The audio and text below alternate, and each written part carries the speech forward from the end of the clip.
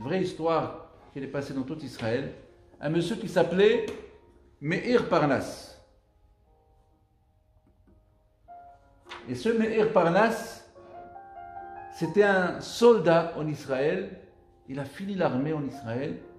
Et vous savez comment ça marche en Israël. Dès qu'on finit l'armée à 21 ans, on fait la fête. La fête où on est libéré de l'armée, 3 ans de soldats d'armée. Ils font la fête, mais malheureusement la fête, c'est pas la fête à la synagogue.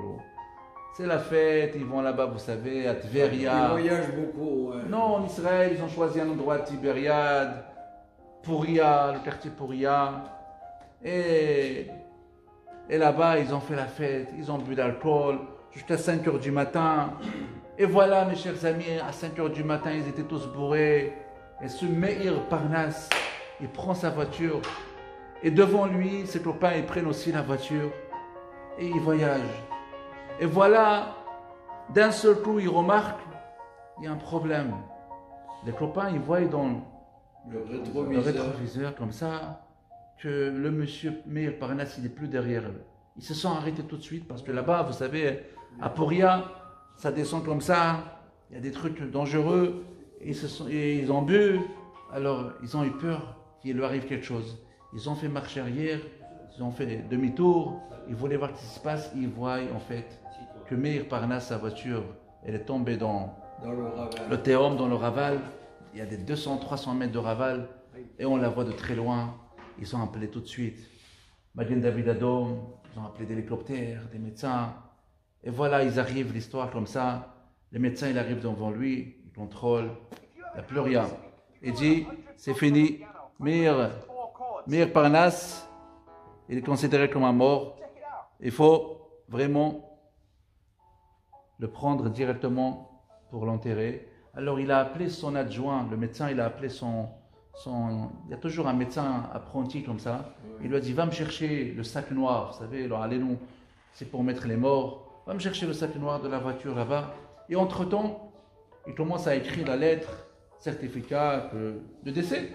Oui. Et ce monsieur-là, l'apprenti, il demande à son boss, le médecin, est-ce que tu peux me permettre d'essayer encore de faire comment on appelle ça, les électrochocs là, les électrochocs Je vais essayer. Il lui dit, non, il est mort. Mais laisse-moi, moi je suis un apprenti. Allah, et Dieu va nous faire un miracle. Laisse-moi.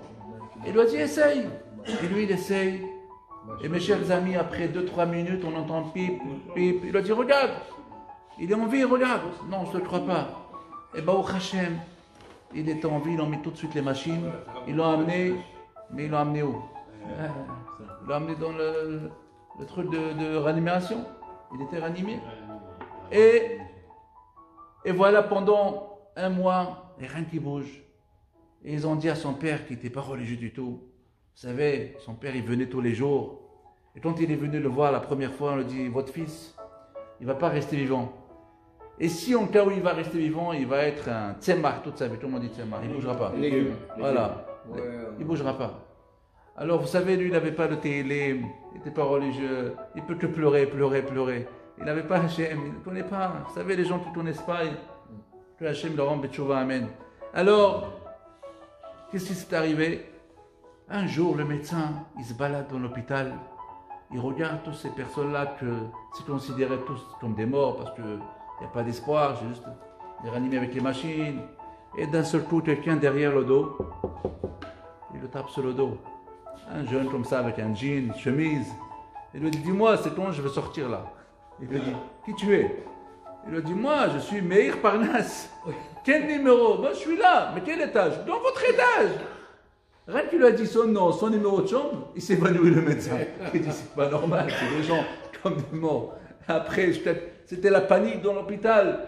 Qu'est-ce qui se passe? Regardez, ben c'est lui, oui, il s'est habillé, il a des problèmes, il a des bosses, il a des trucs un peu cassés, qu'ils ont essayé de faire des opérations, bien sûr. Mais il a revu. Tout va bien. Rien du tout. Il avait passé quelques petites opérations parce que, voilà, un petit problème par rapport à l'accident, mais il a revu. Et mes chers amis, si c'était un homme dans la Torah, où il va partir après? Où il va partir? Partir à la yeshiva. Hachem a sauvé la vie. Tout le monde a dit, il n'y a rien, personne. aucun espoir que je veux vivre. Mais il est parti où avec ses copains? Il est parti en Brésil. Il a dit, on va faire la fête, tous les amis. On va aller au Brésil. Et il y a une île là-bas, une petite île. Et dans cette île-là, chez Mishmor, c'est pire que Mykonos, Ibiza, Dubaï, Khaoued, que la Averot. Les jeunes là-bas, ils vont tout pour faire la Averot. Mais pour arriver, il fallait marcher 2 jours et demi sur comme une plage. Mais une plage, l'eau, elle arrive juste là. Elle ne dépasse pas. Mais on passe comme ça avec le manger et boisson. Il faut traverser tout ça. Et ils ont traversé. Mais ils les ont avertis là-bas. Attention. Si les vagues vont arriver, vous n'êtes plus vivants. Mais ça arrive de temps en temps. Ils ont contrôlé la météo. Ils ont dit non, il n'y a pas de vague cette période. On peut passer. Et voilà, ils traversent un jour et demi, 2 jours. Et Meir, il dit à ses copains, mes chers amis, je vois là-bas des vagues, c'est pas des vagues, c'est des immeubles qui arrivent. C'est des immeubles. Qu'est-ce qu'on fait? Tout le monde panique. Et voilà, il s'est rappelé d'un copain à lui qui mettait téfilin. Il dit, ah oui, je me rappelle. Ça veut dire, il m'avait dit, il y a un Dieu. Comme ça, il était tellement loin de la religion. Il n'avait aucun espoir. Tu peux courir nulle part. Ouais, c'est parti. Ils arrivent, ils s'approchent. Et là, il a crié à Kadosh Baruch Hu, je sais, on m'a dit un Dieu, je ne sais pas comment tu es, mais on m'a dit à Kadosh Baruch Hu, si vraiment tu es là, laisse-moi vivre, sauve-moi. Et bien, mettre les vagues qui sont arrivées, clac, après 2-3 minutes, boum, c'est redescendu, comme il n'y avait rien du tout. Et lui et ses copains, ils sont restés vivants. Ya Ibadallah, faites demi-tour. Faites demi-tour, partez en Israël au hôtel, partez à la yeshiva. Ils ont dit, Baruch Hashem, merci mon Dieu, maintenant on peut aller, maintenant on peut aller à la fête. Et ils sont partis à la fête, tous les avérotes, ils ont mangé tout ce qui est interdit de manger, et ils ont fait ce qui est interdit de faire. Et après, mes chers amis, au lieu de rentrer en Israël, aller faire teshuva, c'est pas grave, il a fait des fautes, va encore en Israël, wallo. Il a choisi d'aller à Manhattan, en Amérique. Encore une ville de Averot, encore une ville de bêtises. Et là-bas, un jour, pendant son travail, ils sont plus encore. Ils se sentent très mal. Tout de suite, ils descendent l'escalier vite, ils ne sont pas sur ses pieds. Il prend un taxi, il lui donne, il n'arrive plus à parler. Il lui écrit l'adresse au taxi et il est parti. Il s'évanouit. Comme ça, il raconte. C'est lui qui raconte toute cette histoire. Il est vivant en Israël. Et il s'évanouit, mes chers amis. Et quand il s'évanouit, il voit que sa neshama, elle est montée, et son corps, il est resté ici. Et ils le reçoivent là-bas, des malachim. À droite, des malachim, comme des bons malachim, blancs, là-bas. Et à gauche, Hashem Mishmor, on ne peut pas imaginer. Et le tsar, la peine qu'il avait à Kadosh Baruch Hu de voir quelqu'un, autant des fautes qu'il a fait. Il a dit, si vous imaginez un père, quand il punit son fils, la peine qu'il a le père, c'est cette peine qu'on peut imaginer 100 000 fois plus fort, la peine de Akadosh Baruch Hu. Quand un rachat, il va devant Akadosh Baruch Hu pour être jugé. Et voilà, Meir Parnas commence à le juger, à le rappeler les mitzvot.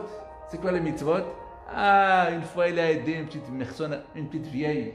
Il a levé le chariot comme ça, à Rami Levi. Une fois il a donné un petit billet, un petit pauvre là-bas, Tahana Makazit. Une fois, vous savez, les Am Israël, ils ont des mitzvot. On dit, même les Rechaïm, ils ont des mitzvot comme un grenade. Il y a des mitzvot. On fait du chesed, on fait. Après, ils ont dit, c'est fini. Maintenant, la Averot. Bon. Il a dit, rien que la honte. La honte. Il y avait là-bas tous les tzadikim devant lui. Et on le rappelle, c'est Averot. Par exemple, tu es parti sur ton téléphone, tu as vu des chemichements, des vidéos qu'il ne faut pas voir. Et il s'imaginait de la peine. On dirait tous les rabbinim, ils sont là. Et moi, je suis en train de voir ces vidéos en direct là-bas, devant la honte de tous ces rabbinim. Tous les avérotes, une par une, comment il les fait devant les rabbinim. Il est parti avec cette femme mariée, avec cette goya, avec ci, avec là. Il a mangé pas cachère, il a été mahal el Shabbat. Tous les avérotes, il les voit comme ça. Il avait de la peine, rien que de la peine, de la honte. Et voilà, avant le dernier jugement qu'il fallait le juger pour aller au Gehinom. Et voilà, il y a un rave qui ouvre la porte, un grand rave. Il dit, Rabotaï, attendez. Toi, attendez. Ce monsieur-là, il est de ma descendance. Il sort de ma descendance. Ce monsieur-là, il ne mérite pas maintenant Gehinom. Donnez-lui la chance d'aller encore dans ce monde et réparer ses avérotes à prévenir. Il lui a dit, mais vous vous se rappelez, monsieur le rabbin, quand il y avait la fête, et il est tombé avec la voiture, et il est parti, le docteur, il préparait la lettre que c'est un mort. Et toi, tu es venu, tu as prié pour lui déjà. Tu as dit, non, laisse-le vivant, il va faire tchouva. Mais il n'a pas fait tchouva, il est parti au Brésil. Et tu te rappelles là-bas en Brésil avec les vagues, il a fait tchouva, il a dit, Hachem, fais-moi, sauve-moi, je vais faire tchouva. Rien, sauve-moi, montre-moi que tu es là. Et tu as prié pour lui, tu lui as dit, laisse-le. Et ça n'a pas marché. Et maintenant, qu'est-ce que tu veux que ça marche? Il lui dit, je vous promis que maintenant il va faire tchouva. Ils ont dit, bon, à condition, quand il va se réveiller, il oublie tout ce qui s'est passé ici. Et lui, le pauvre, il a dit, non, non, je ne veux pas oublier, si j'oublie, je vais être un raja. S'il se réveille encore, comme il n'y a rien, il va être un raja. Je veux me rappeler de tout. Je vous promets, si je me rappelle de tout, je vais faire tchouva, je vais être un tzaddik. Et finalement, ils ont fait un décret, ils ont dit, oui, il va se rappeler de tout. Il va raconter à tout le monde comment Akadosh Baruch Hu, il a laissé la chance de faire tchouva, de venir de ce monde-là. Et finalement, ils l'ont permis de revenir. Et voilà, avant de se réveiller, il a dit, ah, Rav, celui-là qu'il a dit, il est de ma descendance. Je voulais savoir, merci beaucoup Rav, merci beaucoup, mais qui vous êtes? Comment vous appelez? Et il lui a dit, je m'appelle le Baal Shem Tov. Baal Shem Tov. Quelle grandeur, quel tzaddik. Les tzaddikim, ils sont avec nous. Mes chers amis, nous sommes les enfants de Avraham Avinu. Nous sommes les enfants de Yaakov Avinu. Dans chaque Amida, on dit Eloké Avraham, Eloké Yitzchak, Velkol Yaakov. On rappelle dans chaque Amida le mérite de nos pères. On est des enfants des grands tzaddikim tous. Nous tous, Baruch Hashem, les tzaddikim prient pour nous. Ils nous aident pour faire des shuvah. Et voilà ce Rabbi Meir Parnas aujourd'hui, on l'appelle Rabbi Meir.